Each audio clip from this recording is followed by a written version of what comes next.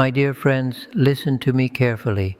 Right now, in this very moment, how many voices are screaming inside your head? Your worries about tomorrow, your regrets from yesterday, the conversation you should have had, the noise, the constant noise. Let me tell you something I learned after 23 years in silence at the monastery. This noise isn't just distracting you, it's destroying you. You know what I see when people come to me? Exhaustion, deep, soul-crushing exhaustion, and they tell me, Tenzin, I'm so tired, but I don't know why. You want to know why? Because you haven't been quiet for even 5 minutes in the last 5 years. You're drowning in noise, social media noise, news noise, other people's opinions, your own endless mental chatter. The Buddha said, silence is not an absence of sound, but an absence of self. Do you see what he's saying?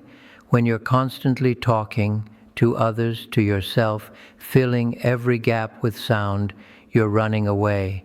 You're running from the one thing you need most, yourself. Here's what no one tells you. The noise is a drug. You're addicted to it. Every notification, every conversation, every song, every podcast, it's all designed to keep you from facing the truth. And the truth is this: you don't know who you are anymore. You've become an echo chamber of everyone else's thoughts, everyone else's fears, everyone else's dreams. Where are yours? Look, I'm going to be honest with you. The noise is costing you everything, your peace, your clarity, your power. When was the last time you had a genuinely clear thought? Not a thought that was a reaction to something you read, but a clear, original, deep knowing about what you actually want, who you actually are. I promise you something. The power you've been searching for outside yourself, the confidence, the wisdom, the unshakable peace, it's not out there. It's been waiting for you in the silence all along. But first, you have to admit you have a problem. You have to look at your life honestly and say, I've been running from silence. I've been avoiding myself. Can you do that? Can you be honest with yourself right now? Let me tell you a story.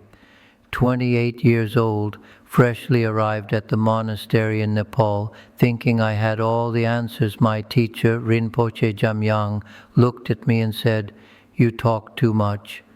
Just like that. I was offended. Me? I was sharing wisdom. He smiled and said, "That's exactly the problem." He gave me a practice, 3 years of silence, complete silence. No talking, no writing letters, no gestures beyond what was absolutely necessary. I thought I would die. The first 3 months were torture, pure torture. Do you know what happens when you can't express yourself? When you can't defend yourself? Everything you've been running from catches up to you. All my anger, my shame, my grief, my fear, it all came flooding in, with no words to push it away, no explanations to make it smaller, just feeling, raw, unfiltered feeling. I cried more in those first 3 months than I had in my entire life. But here's what happened. Somewhere around month 4, something shifted. The thoughts started to slow down. Gradually, like a river settling after a storm, I began to notice things I'd never seen before. The way morning light touched the prayer flags, the rhythm of my own breathing, the space between thoughts. That space, my dear friends, that's where God lives. That's where peace lives. That's where you live. By year 2, I had discovered something extraordinary. I didn't need words to understand myself anymore. The silence had become my teacher. It showed me that every time I rushed to speak, I was trying to control something, a situation, a person's opinion of me, my own uncomfortable feelings. But in the silence, there was nothing to control. There was only truth. When those 3 years ended, I could speak again, but I had become someone different, someone who knew that silence wasn't punishment. It was the greatest gift I'd ever been given. When I did speak, my words came from a different place, not from my ego, not from my fear. They came from the silence, from that deep well of truth inside me, and people noticed. They said, "Tenzin, when you speak now, it means something." Most people think silence is just not talking. That's like thinking a forest is just trees. No, no, no. Listen carefully now, because this teaching changed my life. There are 5 types of silence, and most people only know one, the worst one first, empty silence. This is what most people experience: the awkward silence at dinner, the silence in the elevator with a stranger. This silence makes you nervous, makes you reach for your phone. It's empty, dead, uncomfortable. You avoid it at all costs. Second, observational silence. This is when you stop talking, not because you have nothing to say, but because you're watching, really watching. I learned this tracking deer in the mountains. You become invisible when you're truly silent. Same with people. When you're not rushing to fill space with your thoughts, people reveal themselves. Try it tomorrow. Just watch, just listen. You'll be amazed what you see. Third, meditative silence. This is what the monastery teaches. Silence that goes inward. Not just quiet lips, but a quiet mind. This is where you meet yourself, really meet yourself, maybe for the first time. It's terrifying, it's beautiful, it's necessary. This is the silence where healing happens, where wisdom emerges. Fourth, responsive silence. This one is power, my friends. This is when someone attacks you, criticizes you, tries to provoke you, and you choose silence, not because you can't respond, not because you're weak, but because you're so strong that you don't need to defend yourself. The Buddha himself practiced this. His silence wasn't submission, it was sovereignty. Fifth, sacred silence. This is the deepest silence of all. This is communion with the divine, with nature, with truth itself. This is the silence that mystics try to describe and can't. This is the silence where you disappear and something infinite remains. Do you see what I'm saying? You've been practicing empty silence your whole life and wondering why it doesn't feed you. It's like eating cardboard and wondering why you're still hungry. Now you know there are 5 types. Which silence will you practice today? I had a student once, successful lawyer, brilliant woman, came to me completely broken. She said, "Tenzin, I talk for a living, I argue, I persuade, I win, but I'm miserable." I gave her one assignment: spend 1 full day in complete silence. No talking, no phone, just silence. She came back angry. "You wasted my time." I sat there all day feeling terrible. I smiled. "Good. Now tell me what you felt." She started listing: anxiety, restlessness, boredom. I stopped her. "No, underneath all that, what was underneath?" Her eyes filled with tears. "Loneliness," she whispered, "overwhelming loneliness." This is what I need you to understand. You've been using words your entire life as a shield. Every conversation, every joke, every argument, it's all been armor protecting you from what you're really feeling. And your real feelings, they're not going away just because you keep talking over them. They're getting louder, stronger, more desperate. Silence strips away that armor. It's ruthless that way. In the silence, you can't pretend anymore. You can't perform. You just are. And whatever you are, scared, angry, sad, lonely, it finally has space to speak. Let me tell you something else. Every single thing you're avoiding, your silence knows about it. Your body has been screaming at you for years, that tightness in your chest. Your silence will show you its unexpressed grief, that knot in your stomach. Your silence will reveal its unspoken truth. I've seen this hundreds of times. People come to me with anxiety, depression, physical illness. We don't talk about solutions. We sit in silence together, and within an hour they start crying, not because they're sad, but because their truth is finally being heard. One man came to me with migraines, 20 years of migraines. We sat together in silence for 2 hours.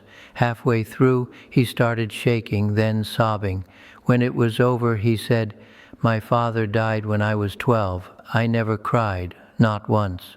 His migraine started when he was 13. Words are clever, they can twist and hide.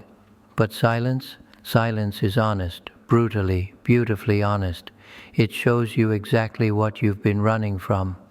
And once you stop running, it stops being scary. It becomes your teacher. All right, my friends, enough philosophy. Let's get practical. I'm going to give you a 30-day practice that will change your life. I've given this to over 300 students, and every single one who completed it told me it transformed them. But you have to commit, really commit. Days 1 through 10, the morning silence. Every morning, before you do anything, before you check your phone, before you talk to anyone, sit in silence for 15 minutes. Sit, breathe, notice. Don't try to empty your mind. Just notice everything. The thoughts that come, the feelings in your body, the sounds around you. You're becoming the observer. Do this for 10 days straight, no excuses. Days 11 through 20, the response gap. Continue the morning silence, but add this. Whenever someone asks you a question or makes a statement that triggers you, pause. 3 full breaths before you respond. This will feel eternal. Do it anyway. What you're learning is this. You don't have to react between stimulus and response. There's a space. In that space is your power. The Buddha taught, "A fool is known by his speech, a wise man by his silence." This practice alone has saved countless marriages, careers, friendships. Days 21 through 30, the half-day retreat. Once a week for these final 10 days, take a half day of complete silence, 4 to 6 hours. No talking, no phone, no communication, just you. Walk in nature, sit in your room, journal if you must, but no words leave your mouth. This is where the magic happens. This is where you start to hear the voice underneath all the noise, your true voice, the one that knows exactly what you need, what you want, what you're meant to do. I promise you, by day 30, you won't recognize yourself. You'll be calmer, clearer, more present than you've been in years. Your relationships will improve, your work will improve, not because you tried to fix anything, but because you finally gave yourself space to be yourself. Trust me on this, begin tomorrow morning. There's a moment I'll never forget. A man came to see me, dragging his teenage son behind him. The father was furious. Tell him this is wrong, disrespectful. He stopped talking to us. 3 months of complete silence. Make him talk, Tenzin. I looked at the boy. His jaw was tight, his eyes angry, but underneath, pain so deep it had no words. I asked the father to leave. Then I sat with this young man in complete silence. 1 hour, 2 hours, 3 hours, just sitting together, breathing together. Finally, tears started streaming down his face. "They never listen," he said. "No matter what I say, they don't hear me, so I stopped trying." His silence wasn't rebellion. It was the only form of communication he had left. Sometimes silence is the loudest scream you can make. Here's what most people don't understand. Strategic silence is power. Not the passive-aggressive silent treatment, that's manipulation. I'm talking about conscious, intentional silence as communication. When you refuse to engage in gossip, that silence speaks. When someone tries to drag you into drama and you remain quiet, that silence speaks volumes. Before I learned the power of silence, I had to have the last word in every argument. Do you know what that got me?